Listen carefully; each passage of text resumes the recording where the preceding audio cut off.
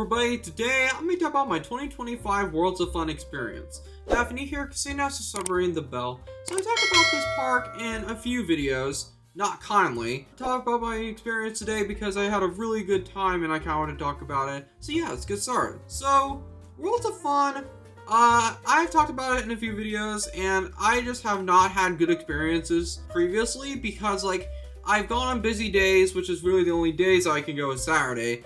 But I decided to go on this American Coaster Enthusiast event.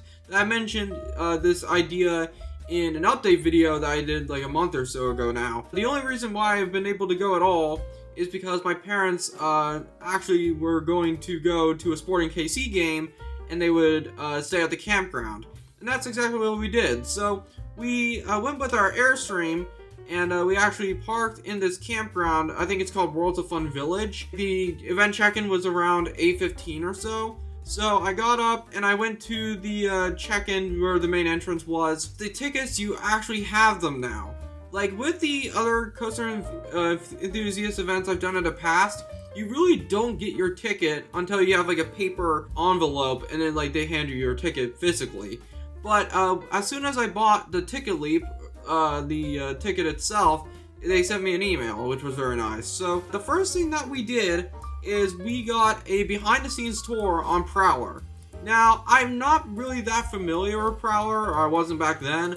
I knew it was one of like the wooden coasters and I knew it was really long. But yeah, so I got a little bit of a behind the scenes look on that. They actually said in the listing of the Coaster Enthusiast event that if you are in a wheelchair or something, like you had to stay back because it was uneven terrain. And actually, it was not very many people. There was not very many people in this event compared to the last time that I went. So yeah, so it was really cool kind of seeing like all the unused like trains and stuff like that. And I thought it was pretty cool. The park opens. I decided to just go right to Prowler because I was right there anyway. And Prowler is actually a pretty good coaster. Now, it can be a little rough in some spots, like especially with some of the turns, it can get a little shaky, but it's not like bad in any way. Like, it's not like jackhammering at all. So, Prowler is actually a really good coaster. And then I went to the one that was almost right next to it. I finally managed to get onto Zambezi Zinger. The whole point of me going the last time that I went to this event was to do Zambezi Zinger. That didn't happen because the park decided to delay the opening for like another month. I finally got on Zambezi Zinger.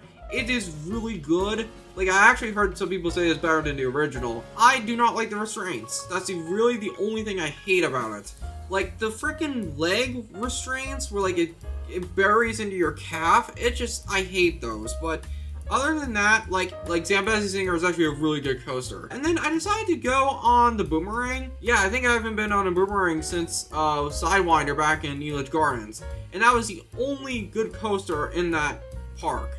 So I went on this one, and oh my god. So I actually freaking grayed out on this ride. Now, I can't think of almost any time ever that I've grayed out on a ride. Like, almost never. Maybe Incredible Hulk when I was like 9 or something when we went to Universal. But like, oh my god, like that is like enormous feat itself. That this Boomerang, which I remember being okay when I first went to Worlds of Fun, actually really made me gray out. It was mainly when it was zooming backwards. That's when I was really starting to kind of lose my vision a little bit. And like, I was really surprised. I was like, wow, this is really happening. So, and then I got off and I started feeling a little sick. It didn't really help that the temperature was getting really hot. Or like, it was like only 70 degrees. But especially when you're like in like a congested park like that, like it's very hard to sometimes get hydrated. So I, of course, was not careful. But luckily, I didn't throw up or anything. I just felt a little sick afterwards for like a few minutes. That's probably the only other coaster in my life that I can remember that I've grayed out. So yeah, and I went on Boomerang, and I also went on Patriot, and Patriot I still love. Like, that's actually a ride that I managed to get in the 2023 visit, and Patriot's awesome. I really love like the whole like American kind of theme to it, like the bald eagle and stuff. And it's very smooth. It's a very smooth coaster. The lunch was about to begin, so they basically had a catered lunch for all members of the ACE, and they had it at this Grand Pavilion thing, which is not really normally accessible to guests. So yeah, I decided to go there, and I actually got a cheeseburger with mac and cheese, chips, and a drink. It was all free, and I actually really liked the mac and cheese there. Like, sometimes I'm a little bit picky with mac and cheese and like stuff like biscuits and gravy too, where like I like it from specific places. But like, I really like the mac and cheese there. It was kind of crazy how much I was able to eat. Well, I didn't want to eat too much because the heat was getting a little worse. And then they started a silent auction. So basically what they did is that they had like fixtures of like old bolts and screws of like Patriot. Like, they had signs that were not used from the park anymore from the actual ride. All the rides pretty much. And they had like clothes and stuff too. But what's really kind of interesting is, so for depending on how long a person has participated in ACE events, like their membership, you would get a certain amount of money. So, but it's not necessarily money because they don't hand you in bills, they hand you in like these paper slips, and like you would bid on items with those slips. I've been in this group for like 2 years now, so I got over like quote unquote $130 based on like all the visits I've gone to. So I tried to bid for the bolts and like a few fixtures and like wheels from Patriot. Tried to do it at the last second, and then someone won the bolts $10. I lost by $10. Which, I mean, I wasn't really that upset because, like, I mean, it was just old bolts, but I kind of wanted to win that because, like, owning an actual coaster piece from the coaster, like, would have been crazy. And, I think it went up to, like, $50. But with how much money I had, I easily could have bid it more, I just didn't want to. I didn't win anything on the auction, but I actually was pretty fun with the silent auction, so the next thing I did is I went to the arcade that they have, and I didn't even know that they had an arcade. I went to the arcade, and I got a couple things. So what's kind of interesting is that I wasn't really planning to go to an arcade because I didn't know there was one. And also, like, I wasn't gonna really play that much, and I really didn't. Like, I've been trying to control my money on arcades recently, and I recognize what they are, kid casinos. But what's kind of funny is one of the prizes, or one of the multiple prizes I got, this is actually I think this is an off-brand Among Us plushie. I probably will put this in my flea market booth or something. And these are like reversible too. Like, if you push really hard, you can like reverse like the color and stuff. So that's kind of cool, but I know this is not real Among Us merch. I mean, I like the game decently enough, but I mean, it's fine, but like, I probably will give this away to somebody at some point. So there's that. And then this is actually a prize that I really thought was cool that I won. So this is a Ink Ghost from Mario Kart. They had like this big claw machine, or like the big size, where like they would have like big sized, like large size Mario Kart characters like Mario and Luigi themselves and stuff like that. But I actually don't have this one yet, I don't think. So I got this in like the third try, and it's really hard. I've never really won from a big claw machine. Like, all the huge, like, big claw ones, I never win. So this was pretty cool that I got this. So, yeah, there's that. I also did get a jackpot on one of the games, and it's one that I've never gotten one before, is I got a jackpot on Cyclone. So for people who don't know, Cyclone is like really, like, you have to like hit the dot or the LED light on this jackpot center, and it's kind of like spinning around in a circle. And I got it on the last credit that I had left on my card, and I got 1,000 tickets. Which is freaking crazy because I've just never really won that game before. Every time I've tried it, it rigs me. But yeah, so what I got from that is a couple things from the arcade counter, which is kind of funny because, like, it's not even a person anymore. Like, all the stuff that you can get from the arcade counter, you can basically get with an automatic machine. It actually worked pretty well, but I do kind of wish there was people there. But another thing that I got that was actually kind of fun is I saw this Domo figure. Now, I haven't heard of Domo in a while. I actually saw back here too is that there's a lot of like other Domo characters and stuff too. And I kind of want to keep this box because who knows, maybe it'll be valuable someday. But then I got also kind of like a little bit of a keychain type of thing. Well, not really a keychain, but it's a small plush that's kind of like an old school like race car type of thing. And I thought that was pretty cool. And these were all pretty cheap. Well, in ticket standards they were. I got a actual pair of earbuds that is noise canceling. Or not noise canceling, but noise isolating.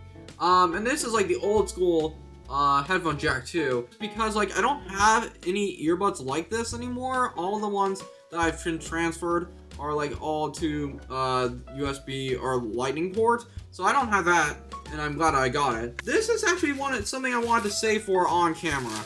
So this is a Squeeze Candy Icy Blue Raspberry. Now, normally I don't get these because, well, I don't think I've ever even had one of these. Even back when I was like 10 years old, even for me, it's really sugary. So yeah, here's the Squeeze Candy. Now, I really do like blue raspberry stuff. I'm gonna move my journal in case of this freaking spills. Alright, so there's the blue. Alright, let's see how this is. I've never tried this. Oh, that is very sweet. Oh my god. Okay, so what do I think of this? This is too freaking sweet. But yeah, so, that's not good. I don't like that. So yeah, that wasn't very good. That candy kind of sucked. But yeah, I'm glad I tried that on camera because I kind of wanted to wait on that, so. And another thing is that, I actually decided to meet the characters from Peanuts. I'm not really that familiar with the Peanuts characters really at all. Like, I mean, I know about Charlie Brown and stuff like that, but I decided to try to meet the Peanuts characters at Planet Snoopy. And then Woodstock, the bird or whatever that animal is, I did see him walk across with a worker to the area where they dance with the kids, like the costume characters and stuff. Yeah, so I sat back and waited until some characters were available to meet, and I met, I think it's Franklin, and I met Snoopy. And that was pretty cool. Yeah, I haven't really met any characters of theme parks besides Disney. Like, even at Six Flags St. Louis I wasn't able to because of the pandemic. So it was really cool seeing these characters. Alright, so after this, it was around 4 p.m. I decided to go back and take a nap. Now, I got a re-entry ticket on my way out because I'm like, who knows, maybe I'll come back. I napped, and I decided I'm gonna go back to the park again, because park wait times will probably lower, because they were at an all-time high whenever I went. Like, by the time, like, 1 or 2 hit around, like, those were really when the line started getting really long. So, I'm glad I got all the rides when I did, because they were really starting to get really busy. I went back to the park, and I actually decided to go on Mamba, and I was able to. And Mamba actually got painted green recently, and it looked really good. The paint job looks awesome.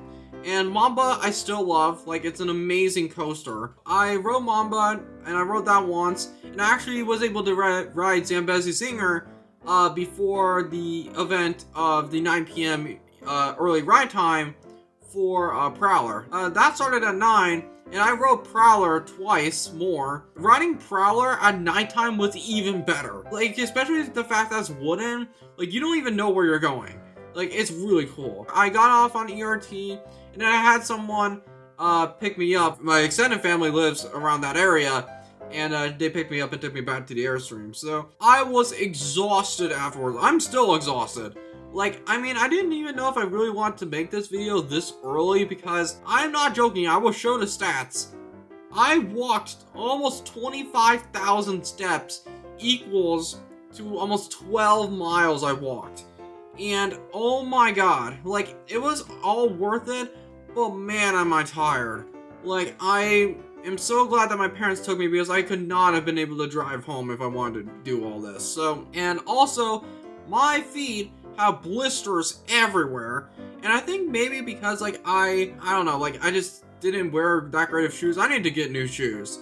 But yeah, so, I have blisters everywhere on my feet, and my legs are tired, and everything's sore, but I'm doing it for the video. So yeah, so overall, I really had a good Worlds of Fun experience, so yeah.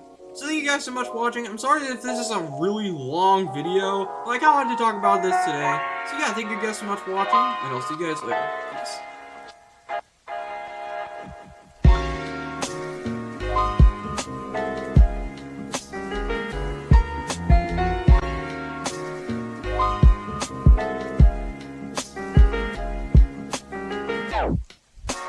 Bye.